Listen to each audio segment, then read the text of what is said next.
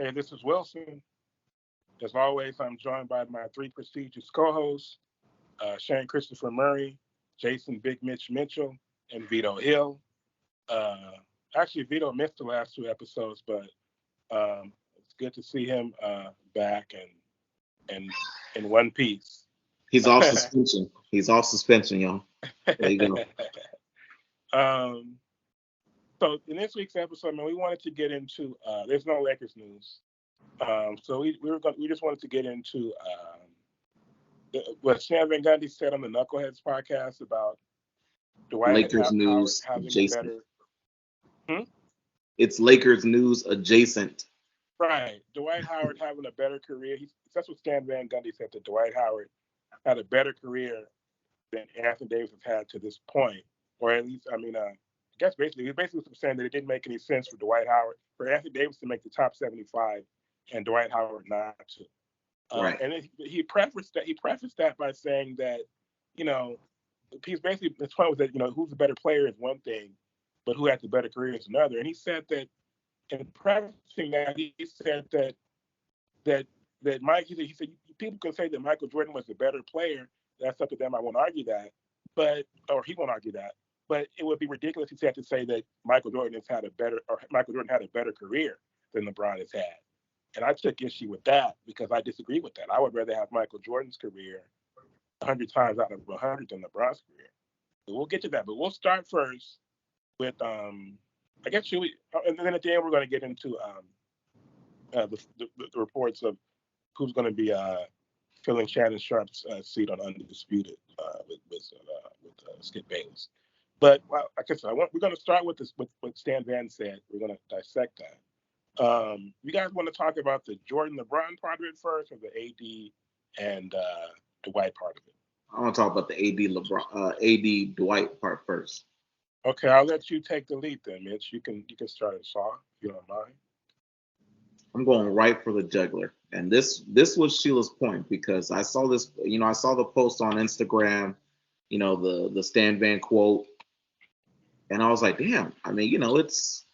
It's fairly close, and I'll start off by saying, actually, talent wise, AD can do things on the offensive side that Dwight could only do in his dreams. Let's start off there, right? Like, AD can be an animal on the offensive end. Like, he can take you outside, go inside, post you up, turn over the shoulder, hit the little mid-range jumper over you. He's got a 7'6" wingspan at 6'11". The physical tools that AD has been blessed with are damn near unmatched. But you can't. With all that being said, AD is all potential and no realization of that potential to this point. I feel like if AD's career ended today, I feel like we'd look at him like, damn, man, what if?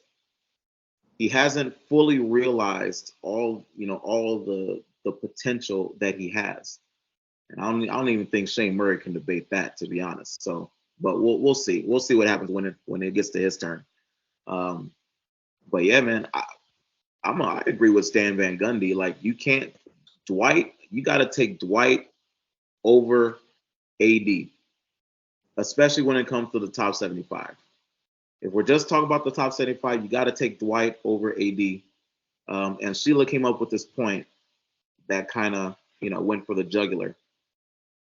When they both had their own teams. So when AD was on the Pelicans, when Dwight was on the Magic, the Pelicans did jack shit. They didn't do anything.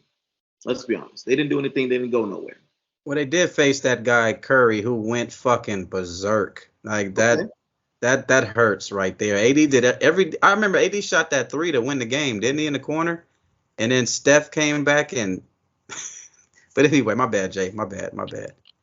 But all that to say, though, when you see Dwight in Orlando, he got his team to the finals. Yeah. Now, granted, he ran into Kobe and Powell, but he got his team to the finals, and he had to go past LeBron and his Cavs to get there. Was it a big difference though in play between the competition of the West? Because there was a whole lot of time where the West was just way more dominant than the East, and it just seemed like LeBron was that the time, or was the East a little bit better? That was around the time where the East was super weak, but LeBron. That's why they say LeBron's teams will cakewalk into the finals every year. Okay. But again, it was LeBron, and he wasn't at the height of his powers yet, but he was pretty close. Mm-hmm. And you got to remember that was the year, man. Nike is still mad at Dwight Howard to this day. You know how much money they put into the damn MVP puppets commercials for Dwight to come around in his damn Adidas gear and knock LeBron out the playoffs? Nike is still mad about that. Man. Right. But I saw somebody in the comments of I don't know, I forgot it might have been a post Shane Murray sentence, but I saw somebody in the comments say that Dwight Howard saved LeBron's legacy, because if Dwight doesn't beat LeBron in 2009, LeBron goes to the finals, faces Kobe and the Lakers, coming fresh off that loss to the Celtics. There would be absolutely zero debate going on right now about who's better between Kobe and LeBron, because Kobe would have a finals victory over LeBron. The debate would be over. It'd be null and void, and that's just it. So shout out to Dwight for saving LeBron's legacy on that one. Hey Jay, do you remember the performance that LeBron put up against the Pistons? No, the Pistons. The Pistons. I think that right. See, Kobe was still at the top of the pinnacle, but right there, to me, that's when LeBron kind of like became the best in the league. Is when he did that against the Pistons. That was amazing, man. And I'm like, oh my God, he's here now, because that Pistons team they were no joke, man. No joke. Not saying that he would have got over the monster of the two-headed monster that we have. Actually, four-headed, because we had Lamar and a lot of guys that were coming off and supporting. But yeah, I would say the same. I would agree with you. Decorated career, I want to say Dwight.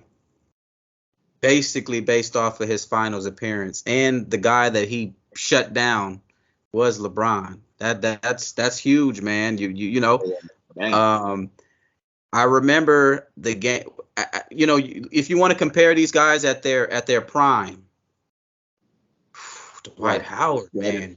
Yeah. Man, he was a monster, bro.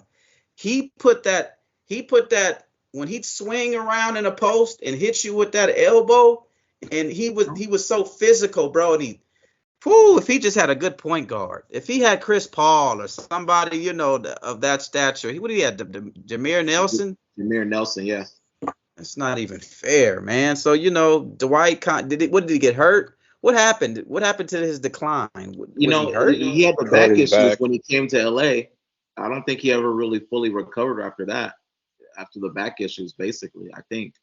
And to be fair, the league was ushering into a new direction with the center position. Yeah. They wanted the center to be able to face you instead of back to you, and that's kind of when the NBA became outside in instead of inside out, because when you see what type of player he was, he can do it all. Your boy AD does it all, inside and outside. So I think the league was kind of ushering into a new direction when AD was coming in versus when Dwight was getting hurt.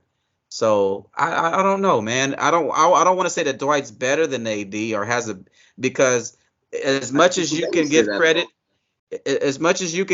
to AD's defense. Man, that boy Dwight, you was not coming in that post fucking with Dwight Howard either. So, damn, if you want to give him a tie, I wouldn't even be mad at that, man. If somebody was like, I can't separate because both of these guys on top of their games, you couldn't. They were both real. But if you're gonna separate them which is fair, because Dwight got into the finals, that's fair. That's I fair. also think just because of the inconsistency of AD's play, you gotta give it to Dwight. I feel like but I'll also say this, and I'll stick to this. Like if AD has a monster season next season and he wins MVP, I think the debate will be over. He gotta win. He gotta win an MVP. He's gotta be the best team next. He's gotta be the best player on our team next season. Is he healthy? I hope he getting stronger, but can he stay healthy? That's the thing.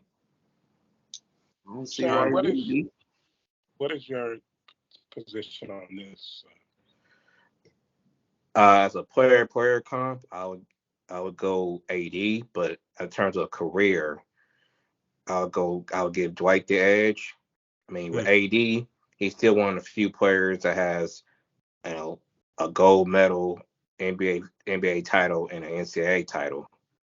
But in the same token, Dwight didn't go to college though. Yeah, so at the same token, Dwight has several All-Star appearances, slam dunk contests, got to the finals one more time than AD. Did he win Defensive Player of the Year? Like 3 times. What? Yeah. Man, does anybody know how many times AD has won it off the top of their heads, or do I need to look at it? 0. None. Really? Yeah. Hey, that boy Dwight Howard was a bad. Hell no. And what was he averaging? What was he averaging offensively? 18 to 20. I think his career high was 23, like 22.9. And at much as you say AD's inconsistent and you don't give enough, he had 26 and 12 last year. So I mean, it's like you want more of them. You want more of them, but you can't sneeze at 26 and 12. Yeah, you can when you look at how many games he played. I mean, that's the one knock on him. He got to stay healthy. That's what I'm knocking. And hey Shane, but you know what? AD's effective too. Dwight just has more. Ironically, it has more leadership intangibles. No, AD can score with his back to the basket or front you. He can take you off the dribble. A lot of those points that Dwight had, if they weren't, coming off, most athletic and most physical.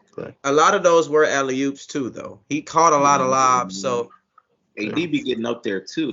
You can't go wrong with either of them on defense, though. Like either one, you can. Dwight used to have that timing down, though, bro. Like you could not come into the paint and not get blocked by Dwight when he was in his prime, though. Floaters didn't exist. I just feel like it's kind of ironic that it's coming from Stan Van Gundy because it's like multiple players on that squad that they say Stan Van Gundy cost him a ring.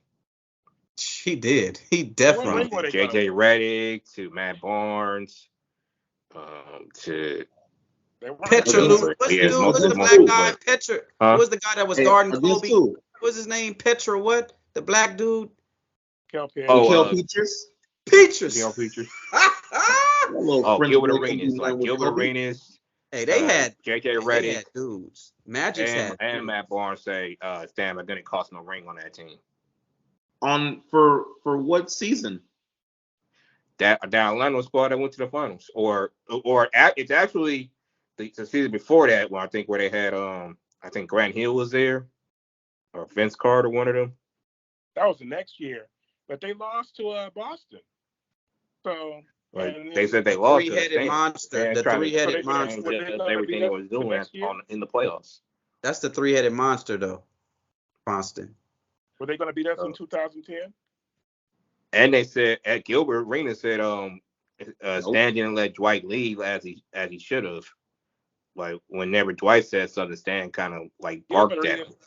Gilbert Arenas always has something to say about something, doesn't he? Most of the time, it's factual. No, it is fact. I mean, Gilbert, he deserves his opinion. But hey, give me your best impersonation of when he says, Dwight. Why?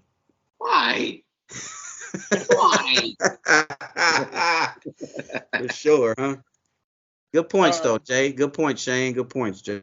I'll chime in. I kind of agree with Shane. I mean, I didn't want to say that AD's a better player. He's obviously a much better offensive player. Right. And they're comparable defensively. I mean, really, AD, if he's Dwight's equal as a shot blocker, and the way that he can, I mean, I think Dwight was mobile too. Dwight could step out a little bit and alter shots even further away from it, or like getting there on screens and getting back and stuff like that. AD though is like I said, he's Dwight's equal as a shot blocker, and he's so mobile also. Could he guard Dwight though? Could he? He could. I mean, Dwight's not even an offensive. I mean, it's not right. Either one of them are one-on-one defenders like that. I don't think they're great team defenders and rim protectors. But then of course, as an offensive player, AD's better. But it's just that the impact that Dwight had was greater, at least when he had his own team. Because in Orlando, like everybody said, they made the finals that year. Next year, they made the conference finals. And when AD was in New Orleans, he could only go to the first round one year, and he got swept. And he got both times he lost. I mean, he lost to New Orleans, lost to Golden State twice in 2015 and 2018. 2018 was the best team he had in New Orleans with Rondo and those guys. Hey, but, Anthony. Huh? To be fair, though, the supporting cast that Dwight had, those guys were fucking beasts. I mean, Turkoglu was at the top of his career. You had those guys. Was the guy that loves horse racing? The black the shooter from the corner, tall guy. I'm horrible with Lewis, bro. Those guys were fucking playing, man. Those guys were playing. AD had Rondo, and Drew Holiday was on that team too. That's one season, though. No. But what I'm saying is the guys that I'm not naming, these guys are fucking 6'7", 6'8", deadly shooters. You get what I'm saying? You talking about dudes that are under 6'2". See, these are big time guys, is what I'm saying. How come Giannis was able to win the championship with Drew, and AD with Drew was basically just crying to get out of New Orleans? Because Giannis, Drew was a young player then. Yeah, but Giannis and AD, like 33 now. Well, with Giannis, you just give him the ball and get out of the way. But what's his name had to play a little bit more of a role over there as a youngster. But that's with the thing AD. is that AD doesn't have to play a role. That's like AD is not somebody you can run an offense through. Why not? Wait. Why not? Even in New Orleans, they didn't really run their offense through him. So like he was kind of. I mean, it was kind of like Dwight, but of course AD can step out. He can hit the little mid-range jump shot and stuff like that. But a lot of AD's points are putbacks and lobs and pick and pop. He's not somebody that you really just throw the ball to. Wait a minute. This offense is going to run through you. Like you can't Anthony, what? Wait a minute. I've seen it this year, though. I've seen the offense being ran around AD. I've seen it. Why couldn't they do it in New Orleans? They didn't have the pieces, if you ask me. You guys feel like the offense runs around AD, has ever run around AD? In the playoffs, hell fucking yeah, it did. In the playoffs, it has to. It has to. He would only be an offensive player every other game.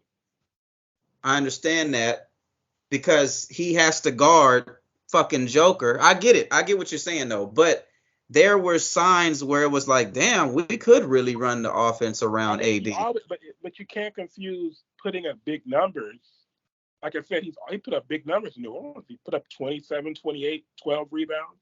That's true. But that's the reason that they were only so good is because he's not a Joker or an Embiid who you can say, here, I'm going to throw you the ball, make something happen. Why not, though? Why do you feel that about AD, man? Of course, I don't feel that way about him. It's been that way his whole career. That's why his team. That's when he had his own team. they weren't. They were only so good. But it And that was wasn't because the lack of. It wasn't Well, because he the didn't have lack the of. pieces like that. Wait a in minute, New Orleans. Shane. I was gonna say that next, but it wasn't because the lack of we couldn't throw the ball to AD and you go make a play. That's not because they lost. He was doing that out there. He was. I don't know. I mean, he catches the ball. He's methodical. You know, he like Embiid catches the ball, and you already know what's happening. Embiid is an attack mode. Bro, AD is a All the living time. bucket. He AD is a three living after bucket, that. man. He's a living bucket, bro. Huh?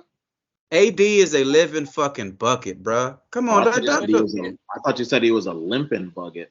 Bucket. I was like, Yeah, oh he shit, is. that's true. Oh, he's a limping bucket as well, but that guy's a living bucket, man. When he's In fairness, healthy. really, both of them should be in the top 75, though. Yeah, they should. I think we can all agree on that too. Yeah. Yeah. I got their stats. I got their stats pulled up. So Anthony Davis, an 8-time All-Star, 2020 NBA champ, Avi, 2012, 2013 All-Rookie team. He was the 2017 All-Star MVP, 4-time All-Defensive team, 4-time All-NBA, 3-time block champion. Compared to Dwight, who 8-time All-Star, only a 2-time block champ, 8-time All-NBA, 5-time All-Defensive, 5-time rebound champ, 2020 NBA champ, All-Rookie team, 3-time Defensive Player of the Year. Okay. I mean, it's close, but I just feel like at this point in time, if you ask me whose career would I have rather, if you're just talking about NBA career, I mean, it is tough. It is close. It's close. I think when you hear those stats, I feel like you got to go with Dwight as far as like overall career to this point. Now, granted, his career tailed off towards the end, but Anthony Davis averaged 28 points in fucking New Orleans. Yes, he's good. Damn, where the hell is he? Where's this been? Where is this AD at? He averaged 26. He respects LeBron too much. Fuck that, man. Well, fuck all of that. LeBron about to. Don't you know the torch is being passed to you now? It ain't no more excuses. Like you said, Jay, ain't no more excuse. No more. You didn't pass. You didn't average 28. No, that's the stuff that Shaq says. Boy, you need to be averaging 28 and 15. You know, stuff like that. So AD answered that call in New Orleans. But boy, it's time that you said it, Jay. Put up or shut up. Yeah, it's time, bro. It's way past time. I thought you were being a little bit too crucial on him. I don't care what Shane Murray talking about. It's way past time. Yeah. LeBron been trying to hand this man the keys to the damn Lakers, and he hasn't taken it. If AD is the best player on our team last season, we get past the Nuggets. All right, look. I believe that. Look, I feel like he was the best player on the team last season. I just don't think he can carry a team. Well, that's why he wasn't the best player though, because it would be 20 and 15, and then he go and put up fucking 14 and 8. Like, you can't be the best player on the team and not have back-to-back 20-point games until you get called out for it. Like, come on, bro. What the fuck is that? Not everybody can be a good compliment player either, though. Most people are used to being recognized as the only man, and then when they get with somebody that's just as good, if not better, not everybody can react to that role. And maybe he's finally getting it in his head, like, I got to do me, regardless of what LeBron is doing. I got to do me. He's definitely attacking the weights stronger than ever I've seen him before this summer. So hopefully that translates to good health and what he does on the court. But really, as much as y'all kind of like don't really care about it, his health or what he does, depending on what you do with this 14-15 roster spot. Because the way the team is set up now, we have enough wings to let LeBron coast to keep him healthy for the playoffs. But as of right now, until they add that next guy, Darvin Ham was our you got a lot of things on the plate for AD. So you need somebody who can handle, take some weight off him on defense, he can handle offense, or take some weight off him offense, he can handle defense, one or the other, and feed him out. Who's clutch? Sheila said Darvin Ham ain't shit, y'all. Hey, who runs Clutch Sports? Who runs Clutch Sports? LeBron or Rich Paul. Okay, so how do they let the boy Baisley slip to the Brooklyn Nets? The young 23-year-old who can 6'8", the boy can play. He's really a 5, but he would have complimented us for the big man role. How do we let that youngster slip to the Nets? 6'8". Probably because they were focused on Reddish. I mean, not 6'8". How tall is Baisley, y'all? Y'all know what I'm talking. Oh yeah, he is 6'8". We could have used him as a power forward though. I'm feeling something like that. I don't know. I'll say probably because they were focused on Reddish, because you hear about Reddish for the last 2 years. Okay, I'm talking about as far as big man presence. But okay, yeah. Oh, Sheila also said. Hey, Sheila also said, "Don't get fooled by Pearlman just hit me back. Social media posts. You're lifting weights." Sheila said, "Don't be fooled by those social media posts." Wait, he said Pearlman just hit him up. What happened? That's a good point, Sheila. I agree with that. Don't be fooled by that. That's just for the pictures and the cameras. As soon as the cameras got turned off, that man was gone. Right? Yeah. I'm not gonna believe that. I'm not gonna believe that till I see it on the court. 65 plus games. That's what I'm looking for. I'm really looking for 70. With that contract, you better give me 82 games.